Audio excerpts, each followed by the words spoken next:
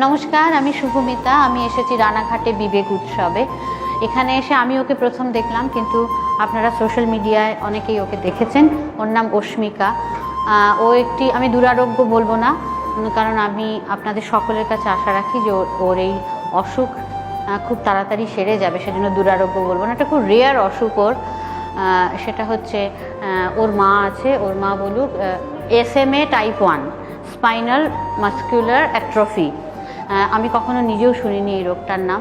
এটার একটা ইঞ্জেকশানে সারবে, সেটা 1.5 বছরের মধ্যে দিতে হবে। ওর এখন 1 বছর বয়স হবে এই 9 তারিখে, আর 6 মাস আমাদের হাতে টাইম আছে।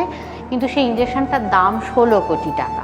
কিন্তু 16 কোটি টাকা শুনে আমরা হতাশ হব না, কারণ আমাদের দেশের সবাই যদি অন্তত 100 টাকা করেও প্রতিদিন জমান, তাহলে ও 1 মাসে এই 16 কোটি টাকা উঠবে আমার ধারণা। এবং আমি সকলের কাছে আশা রাখি, আপনারা প্লিজ দয়া করে আপনাদের সঞ্চয় থেকে 100 টাকা করেও যদি একটুখানি ওর জন্য, ওর কথা ভেবে, ওর বাবা মার কথা ভেবে, এই ফুটফুটে সুন্দর বাচ্চাটির কথা ভেবে একটু সাহায্য করেন।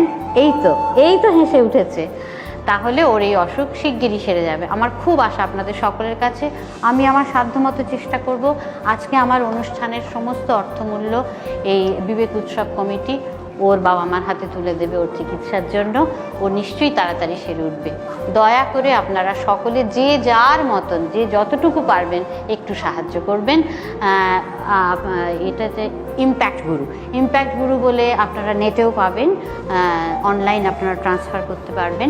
সেখানে আপনারা দয়া করে সাহায্য করবেন। আমি আবার বলছি, আপনাদের সকলের কাছে আমার আশা। আমাদের কবির কথাই আছে, আমার ভাণ্ডার আছে ভরে, তোমার সবাকার ঘরে ঘরে।